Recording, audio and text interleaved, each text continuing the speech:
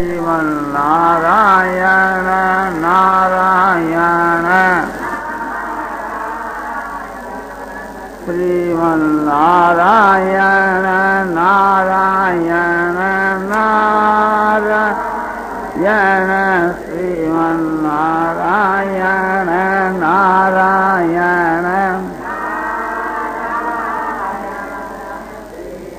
नारायण नारायण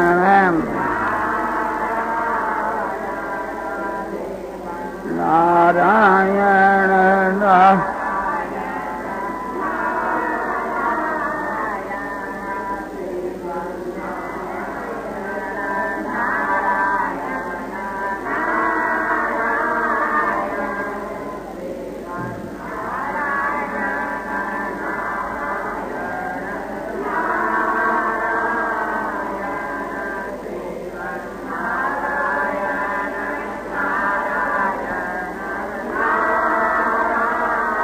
सियावर रामचंद्र की जय। मोर मोटवंशी वाले की जय।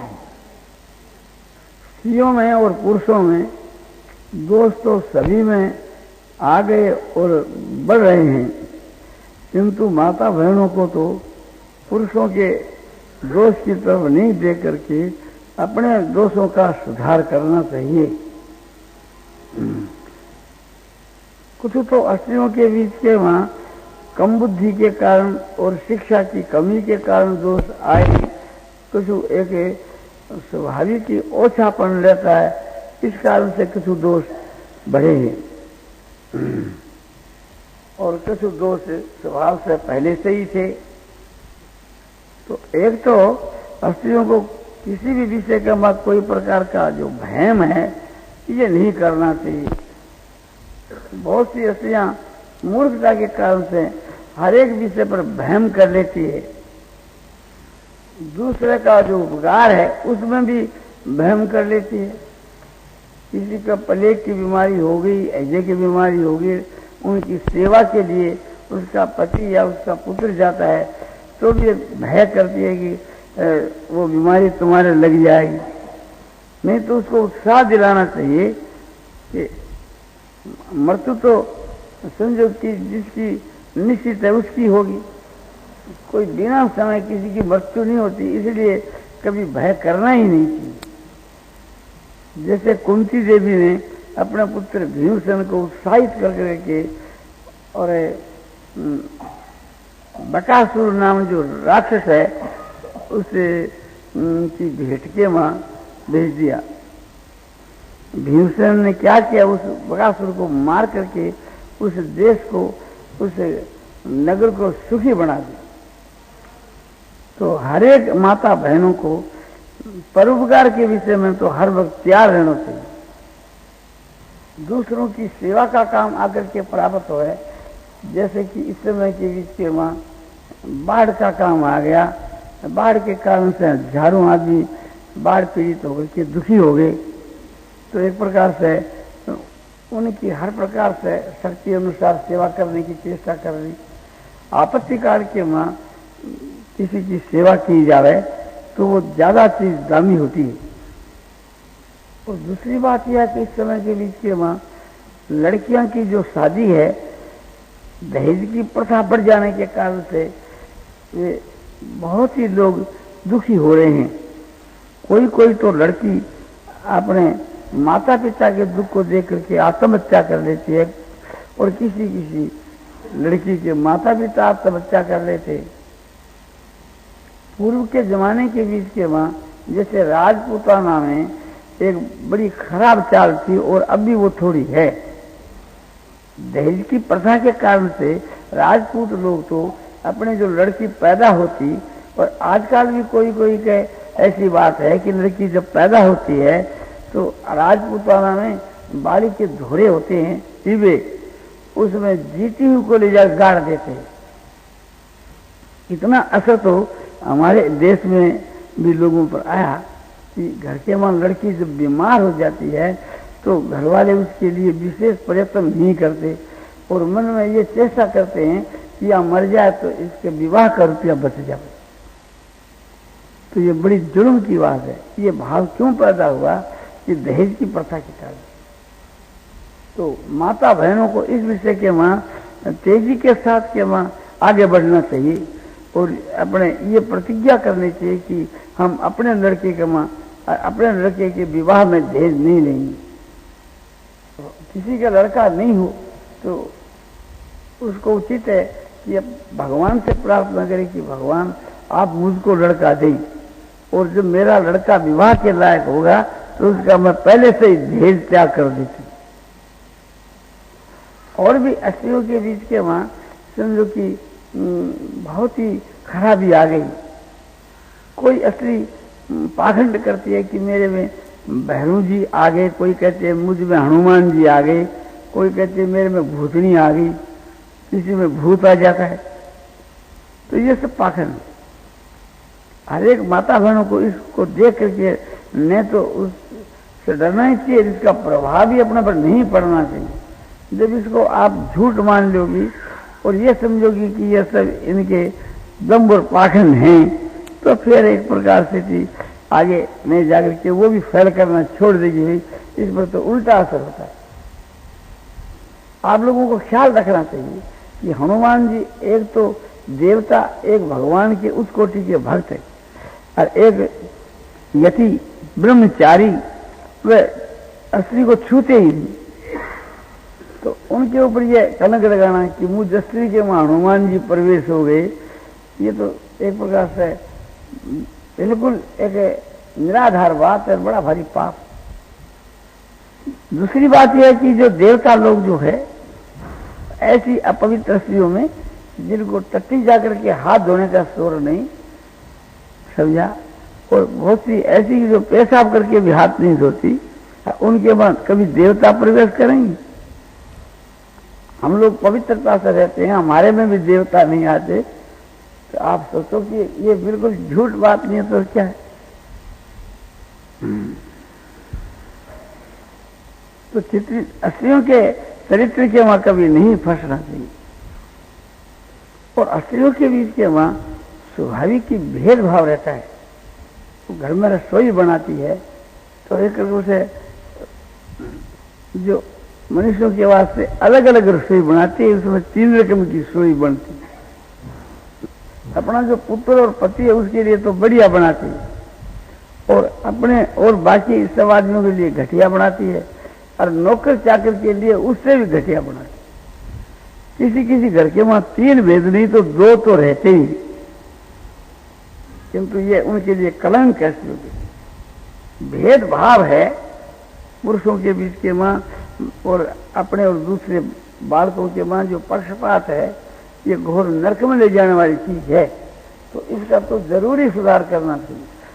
खाने पीने में सबके साथ में सम व्यवहार करना चाहिए, चाहे नौकर हो, चाहे बाबू हो, चाहे मालिक हो, चाहे गरीब हो, सबको समान भाव से भोजन खिलाना चाहिए। तो समता की बड़ी कमी है। और एक स्त्रियों के बीच के वहां गांव की निंदा करने की आदत बड़ी बुरी पड़ी हुई कि दूसरों की निंदा करती है। तो इसमें यह विचार करना चाहिए कि निंदा करने से एक प्रकार से जिसकी आप लोग निंदा करती हो उसके पापों का भी आप लोगों को भोग करना होगा, ऐसा शास्त्र कहता है कि जो जिसकी निंदा करती है उसके पाप का वो भागी हो जाता है। तो हम लोग अपने पापों का भोग करेंगे, उसमें भी बड़ी मुश्किल होगी। दूसरे के पापों का भोग करना पड़े तो ठिकाना क्या लगेगा। एक जो पापी आदमियों का चिंतन करने से, उसकी पाप की क्रिया का चिंतन करने से हृदय के वहां उसके संस्कार भी खराब बढ़ जाते हैं, वो भी आगे जाकर के पापी बन जाता है। जैसा संग होता है वैसा ही असर होता है। तो शास्त्रों में ये बताया है नीच और दुष्ट और नास्तिक जो पुरुष होते हैं उनकी उपेक्षा कर देनी चाहिए, उनका दूर से त्याग कर देना चाहिए, उनका संसर्गी करने के वहां लाभ नहीं। और स्त्रियों के बीच के वहां वैराग्य कम है। गहनों के वहां और सुंदर कपड़ों में जो प्रीति है यह भी उनके लिए घातक है। तो इन सब के बीच के वहां प्रीति हटा करके और भगवान के माँ प्रीति करनी चाहिए। भगवान के माँ प्रेम करने से भगवान प्रेम के माँ दिख जाते हैं। भगवान को कोई खरीदना चाहे तो उसका मूल्य है भगवान के माँ विशुद्ध प्रेम, अनंत प्रेम। तो भगवान के साथ के माँ अपने खूब प्रेम करना चाहिए। जब प्रेम भगवान में हो जाता है तो फिर अपने आप ही निरंतर भजन ध्यान होता है, उसके लिए फिर कोई प्रयत्न करना नहीं पड़ता। जैसे संसार में वैराग होने से संसार से चित्त की वृत्तियां हट जाती है और परमात्मा में लग जाती है, ऐसे ही भगवान के माँ प्रेम होने से चित्त की वृत्तियां भगवान के माँ अपने आप ही लग जाती और एक दूसरे स्त्री के साथ में, पुरुषों के साथ में उनका जो व्यवहार है वो निस्वार्थ भाव से त्यागपूर्ण होना चाहिए। उन स्त्रियों के वहाँ उदारता की बड़ी कमी है, बड़ा उदार भाव होना चाहिए और त्याग होना चाहिए। और अपना जो समय है इसको व्यर्थ नहीं बिताना चाहिए। एक मिनट भी, एक क्षण भी अपने आज के उत्तरोत्तर उन्नति करनी चाहिए और उत्तम से उत्तम काम के वहाँ अपना समय बिताना चाहिए और कभी खाली नहीं रहे, अकर्म नहीं हो, दिन में न सोए। आलस जो है ये अपना शत्रु है। आलस, प्रमाद, भोग, दुर्गुण, दुराचार, इन सब को विष के समान समझ करके सदा के लिए इसका त्याग कर देना चाहिए। स्त्रियों का जो जैसे विधवा माताएं हैं उनका जो वास्तव में जो हक है अपने ससुराल के यहाँ, और वे हक आजकल नहीं देती, इसलिए विधवा से बहुत तंग अवस्था में। उनका रुपया जहाँ कहीं जमा होता है, अधिकांश के वहाँ समझो कि रुपये डूब जाते हैं, नष्ट हो जाते हैं। एक भाई था, उसके यहाँ एक विधवा स्त्री के 5,000 रुपये जमा कराने के वास्ते एक भाई ने सिफारिश करी, यह विधवा स्त्री है तो इनका 5,000 रुपया जमा कर। इसका रुपया जमा करना है, इसको जो ब्याज देना है वो एक मदद देनी है, सहायता देनी है। उसने इनकार किया कि भाई हमारे तो यहाँ 3% का ब्याज यानी 4 आना का ब्याज उभरता है बैंक का, और हम तो बैंक के ब्याज के अनुसार ही देते हैं। बोले नहीं, ये तो गरीब है, इसको तो अधिक ही देना होगा। तो बोले अच्छा कोई बात नहीं, 6 आना का ब्याज दे देंगे। उसने कहा कि इस बेचारी के यही पूंजी है तो 25 रुपया महीना इसको आप देते रहो तो इसका निर्वाह हो जाएगा। ये समझो कि 10 रुपया महीना इसको मदद ही करी सही। तो बोले अच्छा कोई बात नहीं। तो वो 5,000 रुपया ले आया उस विधवा के नाम से जमा कराने के लिए और उससे मालिक के हाथों में दे दिया। मालिक ने अपने लड़के से कहा कि उसके जाने के बाद ये रुपया बट्टे खाता कर। लड़का बोले पिताजी ये विधवा स्त्री का रुपया हम लोग बट्टे खाते कैसे करें? अरे बोला तुम मूर्ख है, समझता नहीं, हमारी दुकानदारी तुम सीखो। हम 4 आना का ब्याज कहा तब उन्होंने 8 आना का ब्याज मांगा और फिर भी हमारा उपकार माना कि भी 8 आना का ब्याज में बड़ा उपकार माना। तुम क्या समझते हो? जब तक हमारी आसामी बनी रहेगी, हमारी इज्जत रहेगी, तब तक तो वो किसी हालत में वापस देगी नहीं। और जब हमारी आसामी फैल हो जाएगी तो किस पा देगी? तो ये तो अपने हजम हो गए, बट्टा खाता कर लो, जितने दिन आसामी बनी रहे ब्याज देते रहो बस। और कुछ ऐसी खोटी नीति तो लोगों की हो गई। कोई कोई तो बात ऐसी देखने में आती है कि ऐसी अपना रुपया पीर में रख देती है और तो पीर वाले खा जाते हैं, और ससुराल में रखते तो ससुराल वाले खा जाते हैं। और वो बेचारी रुपयों को रखे कहाँ पर? नहीं, दूसरे माध्य भाई है समझो कि अपने गुंडे वे उसको फुसला करके ठक्कर के ले जाते हैं। तो एक प्रकार से घर में आए न पीर में न शास्त्र में एकदम समझो कि बट्टे खाते हो गए। तो बड़ी मुश्किल की बात है। यही दशा गहनों के विषय में है। आभूषण जो है ये पति के मरने के बाद में कहीं तो उसके सास ससुर खा जाते हैं, कहीं उसका जेठ किसानी, और कहीं एक प्रकार से पीर के माँ भाई और भाग। जब तक माँ बाप जीते हैं तब तक तो अपने लड़की में प्रेम रहता है, रक्षा करते हैं। उसके बाद के बीच के माँ उसकी कोई भी दर नहीं करते। पीर में रहती है तो उसका पीर में तिरस्कार होता है, ससुराल में रहती तो ससुराल के बीच के माँ तो अब बेचारी जा तो कहाँ जाए। ऐसी दशा विधवा स्त्रियों के अमृत में सोचनी हो रही है। इस पर हरेक भाइयों को और माता बहनों को ध्यान देना चाहिए। एक विधवा स्त्री को हर प्रकार से सुख पहुंचाना समझो कि गौ से भी बढ़ करके उसका पुण्य है, क्योंकि वो मनुष्य है और गाय सो पशु है। तो भाइयों का और माइयों का यह कर्तव्य है कि हर एक प्रकार से उनकी सेवा करनी। कोई कोई सुहागन स्त्री विधवा स्त्री से घृणा करती है, ये नहीं समझती कि ये घृणा का फल क्या होगा कि तू एक दिन विधवा हो जाएगी। ये बड़ा भारी पाप है। विधवा स्त्री का बड़ा आदर करना चाहिए, सत्कार करना चाहिए। कई भाई लोग उत्सव के काम के वहां विधवा स्त्री का आना एक प्रकार से नफरत करते हैं, निषेध करते हैं, निषेध समझते हैं।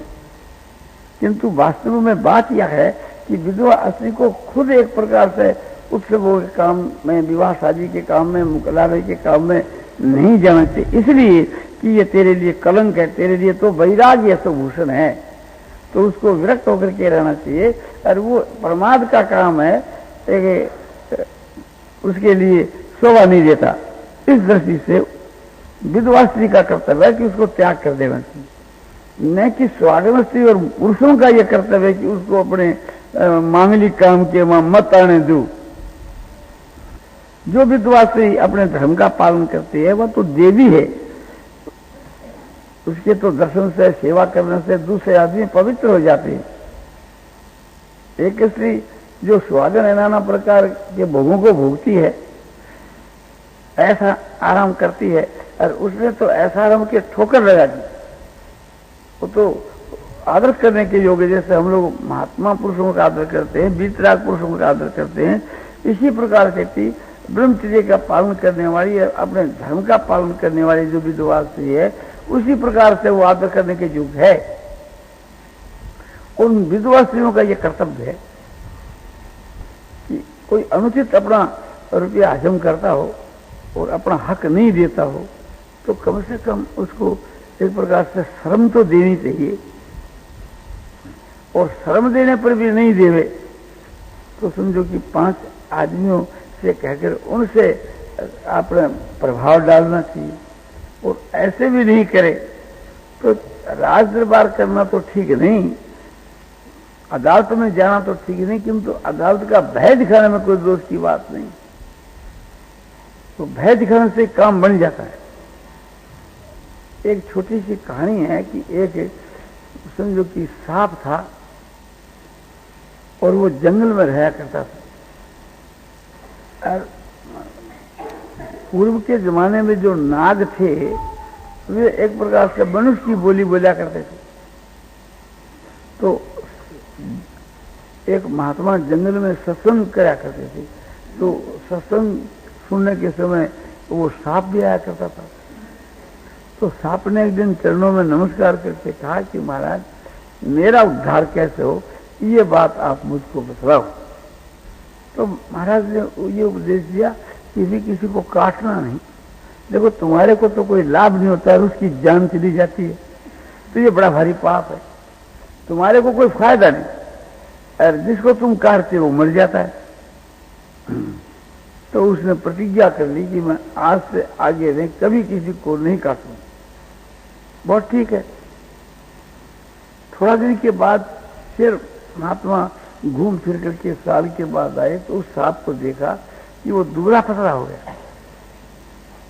पूछा कि भाई तुम दुबला पतला कैसे हो गया? बोले महाराज आपके उपदेश से। बोले हमारे कौन से उपदेश से? बोले आपने ये कह दिया था कि किसी को काटना नहीं, तो तब से मैंने नेम ले लिया, मैं किसी को नहीं काटता हूँ। नहीं काटने के कारण से यहाँ जो लकड़ी बेचने वाले जो आते हैं ना, वह यहाँ से लकड़ी इकट्ठी करते हैं और फिर भागकर मुझको पकड़ लेते हैं और रस्सी की जगह मुझको ऐसो अपने लकड़ियों के ऊपर लपेट कर ले जाते हैं और मैं काटता नहीं। तो इस कारण से मेरे कांटे गड़ जाते हैं, मेरी ये दशा हो गई। तो बोला ठीक है, मैं काटने के लिए मनाही करी थी, फुंकार मारने के लिए तो मनाही नहीं करी। तो एक प्रकार से तुम लोगों को थोड़ा भय दिखलाया करो, फुंकार मारा करो, आप ही तुम्हारे पास में नहीं आवाई, तुम खाम कर एक प्रकार से अपने प्राण क्यों दे रहे हो। तो बोलो ठीक है। बस दूसरे दिन कोई सर्प जंगल के वहां घूम रहा है और लकड़ी वाले आए, इधर उधर देखा, बोले वो सांप उसके थोड़ा पीछा करने लगे, सामने घुरा करके गए। अरे बोला ये तो सांप दूसरा है, ये तो वह सांप नहीं है, वो तो बोलता ही नहीं, वो तो एक प्रकार से उसके तुम अपने लकड़ियों का बोझा बांध कर ले जाते। अब कोई भी आता तो सामने एकदम फण उठा करके काटने के लिए दौड़ता है। तो मारे भय के लोग अपने भाग जाते, उसके नजदीक ये सुनी जाती। फिर भी उसने किसी को काटा नहीं। साल भर के बाद फिर महात्मा आए, फिर उसको अपने शरीर से रुष्ट पुष्ट देखा, बोले अब तो तुम ठीक हो गए। बोले अब ठीक हो। बोले कैसे हो गए। बोले दूसरा उपदेश जो आपने दिया बड़ा अच्छा था, अब लोग मेरे पास में नहीं आते, मैं फुंकार मारता हूं, दूर से भाग जाते हैं, काटता तो अभी नहीं हूं।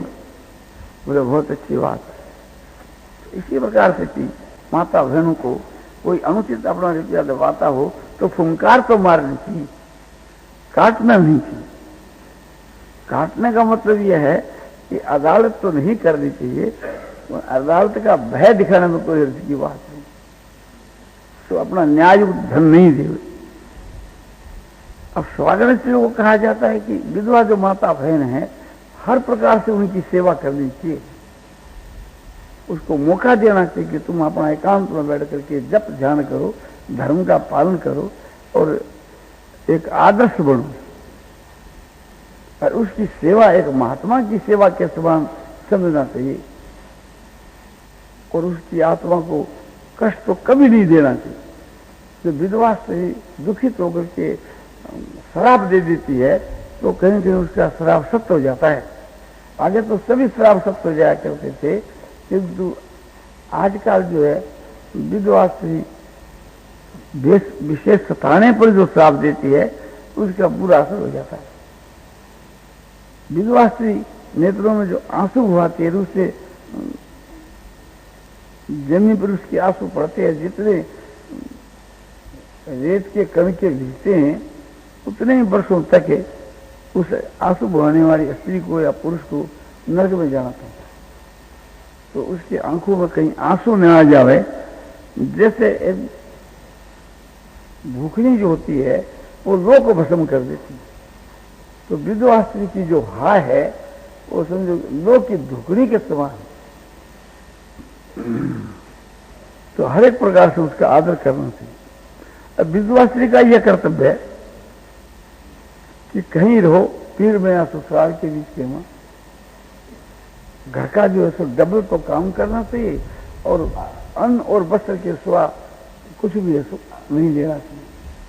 हम एक ब्राह्मणी को बुला करके घर में रसोई बनाते हैं तो 15 या 20 रुपया महीना नगद देना पड़ता है और कपड़ा और रोटी तो है ही। और जो विधवा स्त्री एक प्रकार से घर का डबल काम करती है और अन्न और वस्त्र के सिवा कुछ नहीं देती, तो एक प्रकार से वो रुपया नहीं लेना, वो घर वालों की सेवा करना है और उस सेवा से उस काम का कर्म शुद्ध होता है। और बिना काम किए जो मुफ्त की रोटी विधवा से होकर के खाती है तो उसका जो भजन ध्यान है ये रोटी खिलाने वाले उसके हक को ले लेती है, वो कमजोर पड़ जाती है। हम किसी के मकान के वहां बैठ करके भी भजन ध्यान करते हैं तो मकान का मालिक उसका हिस्सा ले लेता है भाड़े की भी, और किसी का रुपया या पैसा सहायता लेकर भजन करते हैं, तो जैसे ब्राह्मण बरनी करने से और उसका किया हुआ वो भजन है, महाजन जो है जजमान वो ले लेता है, अब उसके पास वो कुछ नहीं रहता। तो इस बात को ध्यान में रख करके अपना भजन ध्यान तो खूब तेजी के साथ में करना चाहिए, किंतु अपने शरीर का निर्वाह जो अपने परिश्रम से ही करना चाहिए, बल्कि अपने घर का अधिक काम करना चाहिए और कम आपने समझो कि खर्च से अपने ऊपर लगाना चाहिए। खाने पीने का खूब कम से कम खर्च से काम चल जावे, ऐसा करना चाहिए। हमने देखा वृंदावन के वहाँ भजनाश्रम में ज्ञान की रात है, तो वे अपना करीब 4 आना में अपने गुजारा कर लेता है। बोला कि ये माई लोग 4 आना में गुजारा कर लेती है, तो मैं क्यों नहीं 4 आना में गुजारा कर लूं। हमने देखा कि उसकी जो पहनने का जो कपड़ा है वो फटा हुआ, और खाने के वास्ते लुका सुखा खाना। हम कहा करते कि आपकी वृद्ध अवस्था होगी, 90 वर्ष की अवस्था हो गई, तो कुछ दूध पी लिया करो। आग्रह किया हमने, तो हमारे आग्रह करने से 1-2 बार ले लिया, फिर लोगों ने शिकायत की कि वो तो फिर छोड़ दी। तो इस विषय के बीच के वहां बहुत कम खर्चे के ऊपर अपने जीवन का निर्वाह वो करते, और उनके पास में लाखों रुपए थे, वो सब भजनाश्रम को दे दी और अपना जीवन भी भजनाश्रम को दे दी। तो इसी प्रकार से थी माता बहनों को एक प्रकार से अपना जीवन परोपकार में लगा देना चाहिए। कोई भी असली बीमार सुने तो उसकी सेवा करनी, और विधवा माताओं को किस प्रकार से अपना जीवन बिताना चाहिए कि वैराग युक्त जीवन बिताना चाहिए, तप युक्त माने तपस्या करनी चाहिए। एकादशी का जो व्रत है, पूर्णिमासी का जो व्रत है, ये जो व्रत है ये उसके लिए उपवास है, ये तप है।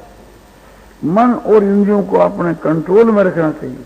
संसार के विषय भोगों को देख करके मन नहीं ललचाना चाहिए। इंद्रियां की वृत्तियां संसार के भोगों की तरफ नहीं जानी चाहिए।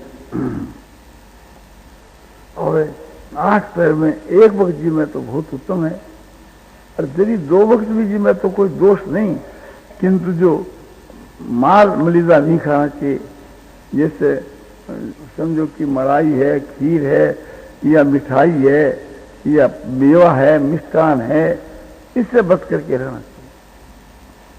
समझो कि लुका सुखा जो कुछ अपने आकर के मिलेगा उसी में आनंद मानना चाहिए, और घी कम खाना चाहिए। वस्त्र जो है तो मोटे हाथ के बने हुए सफेद पहनने चाहिए, यत्किंचित मामूली रंग भी लगा दिया जा तो कोई हर्ज नहीं, किंतु बढ़िया कपड़े नहीं पहनने चाहिए। मिल के कपड़े, लील के कपड़े, समझो कि विलासी कपड़े, ये सब नहीं सो पहनने चाहिए।